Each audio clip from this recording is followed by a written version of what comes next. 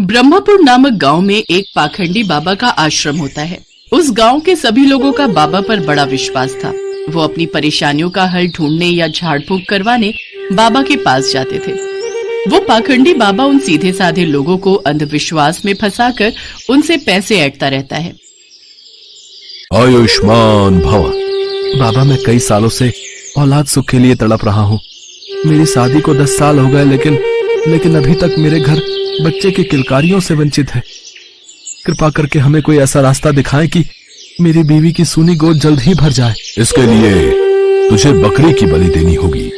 बोल, तू तैयार है? लेकिन बलि देना तो पाप है ना बाबा। मूर्ख, अब तू तय करेगा कि क्या सही है और क्या गलत। इन्हें माफ कर दीजिएगा बाबा जी, इनसे भूल हो गई। हम बच्चे के लिए कुछ भी करेंगे, बलि भी देंगे। तो ठीक है, कल आश्रम में बलि चढ़ाने का महायज्ञ है। कल बकरी लेकर आ जाना। कल ही हम उसकी बलि देंगे और तुम्हें सारे कष्टों से छुटकारा मिल जाएगा। सुनो शिष्य, कल के महायज्ञ में बलि चढ़ाने के लिए एक बकरी का इंतजाम किया जाए। जो आज्ञा बाबा जी, हम अभी जाकर बकरी का इंतजाम करते हैं। लेकिन अगर आप बुरा न माने तो मैं क्या आपसे कुछ पूछ सकता हूँ बाबा जी? पूछो वत्स, क्या पूछना है? अपनी मनोकामना पूर्ण करने के लिए बकरी की बलि देने वाली बात मुझे कुछ समझ नहीं आई। क्या किसी की बलि देना जरूरी है? बलि देने से भगवान प्रसन्न होते हैं और हमारी सारी मनोकामना पूर्ण होती है। माफ करना बाबा जी, लेकिन आपकी इस बात से मैं सहमत नहीं हूँ। समस्त सृष्टि के जन्मदाता और मृत्युदाता तो ईश्वर है। फिर अबोध प्राणी की बलि लेकर आखिर वो कैसे प्रसन्न हो सकते हैं? और किसी की जान लेना तो पाप ही होता है ना बाबा जी। और किसी की जान लेकर कोई भी कामना पूर्ण नहीं होती। खामोश, तुम दोनों ये क्या अनाप शनाप बक रहे हो? मेरे आश्रम में तुम दोनों को मेरे जैसा महात्मा बनना है या नहीं? बनना है बाबा जी, बनना है। तो फिर जो मैं कहूँ उसका पालन करो। अब जाओ और बलि के लिए बकरी लेकर आओ। जी बाबा जी, जैसी आपकी आज्ञा। इसके बाद वो दोनों बलि के लिए बकरी खरीदने निकल पड़ते हैं। रास्ते में चलते चलते वो दोनों शिष्य आपस में बात करते हैं। रामू, बलि देने के लिए बकरी का इंतजाम करके हम दोनों कहीं किसी पाप के भागीदारी तो नहीं बनने जा रहे? श्यामू, मुझे भी यही लग रहा है। अपनी मनोकामना पूर्ण करने के लिए किसी निर्जीव की बलि देना ठीक बात नहीं है। तुम बिल्कुल ठीक कह रहे हो रामू, लेकिन हम कर भी क्या सकते हैं? बाबा जी से सिद्धि प्राप्त करने के लिए हमें अपना मुंह बंद रखना होगा। हाँ, और वो जो कहें उनकी बात को मानना होगा। कुछ ही देर बाद वो दोनों शिष्य बात करते हुए देनदार के घर पहुंच जाते हैं। उस घर के बाहर कुछ बकरियां बंधी हुई होती हैं। उन दोनों शिष्यों को आता देख काली और गोरी बकरी आपस में बात करने लगती है। देखो झुमरी, वहां देख, हमें खरीदने कौन आ रहा है? हमें नहीं, सिर्फ मुझे। ये साधु मुझे खरीदने आ रहे हैं क्योंकि मैं तुझसे ज्यादा सुंदर भी हूँ और तंदुरुस्त भी। वो सब तो ठीक है, लेकिन ये दोनों साधु तुम्हें खरीद के करेंगे क्या? वो मुझे अपने आश्रम में ले जाकर मेरी खूब सेवा पानी करेंगे।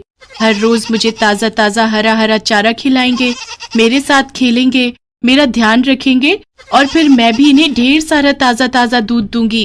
अरे वाह, फिर तो बड़ी ही किस्मत वाली बकरी होगी वो, जिसे ये साधु बाबा अपने साथ ले जाएंगे। हाँ, और वो खुशकिस्मत बकरी मैं ही हूँ। देख लेना तुम, वो मुझे ही अपने साथ लेकर जाएंगे। हाँ। उन दोनों बकरियों को तो यही लग रहा था कि ये दोनों साधु बाबा है और उन्हें खरीद कर आश्रम में ही ले जाएगा, मगर वो इस बात से बिल्कुल अनजान थी कि ये पाखंडी बाबा के 2 शिष्य थे और वो तो बकरी बलि देने के लिए लेकर जाने वाले हैं। फिर वो दोनों शिष्य देनदार लखन से मिलते हैं। बाबा जी की जय। पाए लागू महाराज। कहिए महाराज, आज यहाँ कैसे आना हुआ? दरअसल बात यह है, बाबा जी ने हमें यहाँ एक बकरी खरीदने के लिए भेजा हुआ है, मगर बकरी सुंदर होने के साथ साथ तंदुरुस्त भी होनी चाहिए। सुना तुमने काली बकरी? उन्हें खूबसूरत और तंदुरुस्त बकरी की ही तलाश है और वो तो बस मैं हूँ। तब तो महाराज आप मेरी वो गोरी बकरी ले जाइए। वो खूबसूरत भी है और तंदुरुस्त भी है। देखा, मैं ना कहती थी कि वो मुझे ही ले जाएंगे। यार, तू तो सच में बड़ी ही किस्मत वाली है। वो तो मैं हूँ ही। ये लीजिए आपकी बकरी के पैसे। शुक्रिया महाराज। माफ करना महाराज, मैं एक बात बताना तो भूल ही गया। ये बकरी हर रोज 8 किलो दूध देती है। अरे, हमें इससे क्या करना? यह बकरी हमें दूध के लिए थोड़ी ना चाहिए, बल्कि इसका इस्तेमाल तो हम बलि चढ़ाने के लिए करेंगे। कल सुबह तक तो ये बकरी भगवान को प्यारी हो जाएगी। ये बात सुनते ही मानो गोरी बकरी के पैरों तले जमीन खिसक जाती है। बकरी की आंखों में आंसू आ जाते हैं। माफ करना बहन, मुझे अपनी तंदुरुस्ती और खूबसूरती पर बहुत ही घमंड था, मगर मैं ये नहीं जानती थी कि मेरी यही खूबी मेरी मौत का कारण बन जाएगी। ये लीजिए महाराज आपकी अमानत, आपकी बकरी। कुछ ही देर में वो दोनों बकरी को लेकर बाबा जी के आश्रम में पहुंच जाते हैं। बाबा जी की जय। बाबा, हम ये बकरी ले आए। अब कल सुबह ही तुम इस बकरी को स्नान करवाकर बलि के लिए हाजिर करना। आज इस बकरी का आखिरी दिन है। ये बात सोचकर ही मुझे रात भर नींद नहीं आई, लेकिन हम कर भी क्या सकते हैं? बाबा जी का हुक्म टाल भी तो नहीं सकते ना। दोनों की बातें बकरी बड़े ध्यान से सुनती है और ये जानकर कि बाबा जी के शिष्य उसकी बलि देने के खिलाफ हैं, उसकी जान में जान आई। चुपचाप मौत को गले लगाने से अच्छा है कि एक बार उससे डटकर मुकाबला किया जाए। बकरी को नहलाने के बाद जैसे ही वो दोनों बकरी को आश्रम की ओर लेकर चलते हैं, तभी रास्ते में बकरी ने उनसे कहा, आप दोनों की बातें सुनकर मुझे ऐसा लगा कि आप दोनों भले इंसान हो, इसलिए मैंने सोचा कि मरने से पहले आप दोनों से एक बात साझा करके ही मरूं। अच्छा, वो क्या बात है?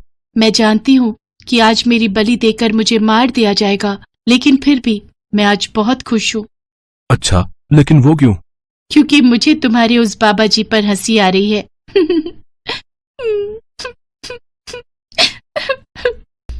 बकरी को पहले हंसता और फिर रोते हुए देखकर दोनों को आश्चर्य हुआ। तभी पहले शिष्य ने बकरी से पूछा, सुनो बकरी, आज तुम्हें मार दिया जाएगा, ये जानते हुए भी तुम पहले हंसने लगी और फिर अचानक ही तुम रोने लगी। ये बात हमें कुछ समझ नहीं आई। बताओ तो, तुमने आखिर ऐसा क्यों किया? ये एक राज की बात है और मेरी मौत के बाद तुम्हें इस बात का पता चल जाएगा।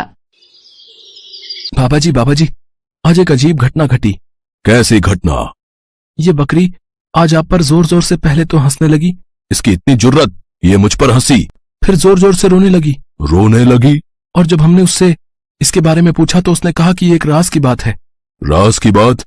कैसी राज की बात? वो तो इसने नहीं बताया बाबा जी।